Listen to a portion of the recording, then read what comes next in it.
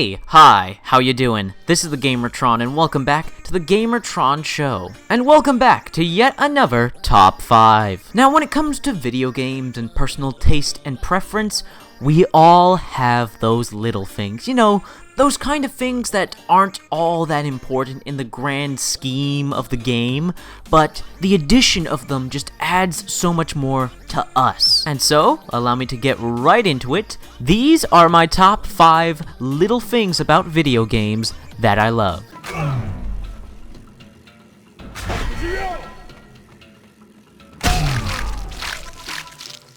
Round 1. Fight! Number 5. Good loading screens. Now I know what some of you are thinking. There's no such thing as a good loading screen. Loading screens are a necessary evil and an annoyance. True, very true. But what I mean by a good loading screen is a loading screen that doesn't waste your time, or at least gives you something to look at while you're waiting. I hate lazy-ass loading screens that are literally just an empty space, maybe a color, maybe just a spinning circle, maybe just a loading bar, the typical loading bar. Or is all that with just a little hint or some text or tip telling you the obvious? When I think of a good loading screen, I think about Skyrim and Fallout 4. How they give you a character model or a prop to admire and look at, while at the same time read some text, read some lore on the side. Or a loading screen that puts up a colorful screenshot or picture, that's cool too, while doing the same thing with the text and the lore and some hints and tips. I'd rather that than a blank or black screen with a spinning circle and a loading bar. I mean, at least give me something visually interesting to look at while I wait to play the actual game, and I always appreciated when devs go out of their way to do a little something extra with their loading screens. Again, having cool or colorful screenshots and images, doing something like what Skyrim and Fallout did with the movable models. Another good example, Warframe. In Warframe, during the loading screens, you can literally just fly your ship around in any direction. Something a little silly and goofy to do while you wait to play the game. It's when game developers take that tiny bit of extra effort to actually make their loading screens bearable. Number 4. Random dialogue. I'm talking about that dialogue that isn't restricted to cutscenes or particular in-game scripted events. I'm talking about just random dialogue that springs up from companion characters, from your playable character, from the NPCs around you, making any sort of remark like what they think of the location, the situation, themselves, others, what they had for dinner last night, I don't know. Just random dialogue that is spoken to give the world really more life. It makes it feel more alive, like these characters, this world, is inhabited by living, thinking things. Granted, there are times where random dialogue like this can come off as forced and awkward. The times when it works, it really works. And I love it. Number 3.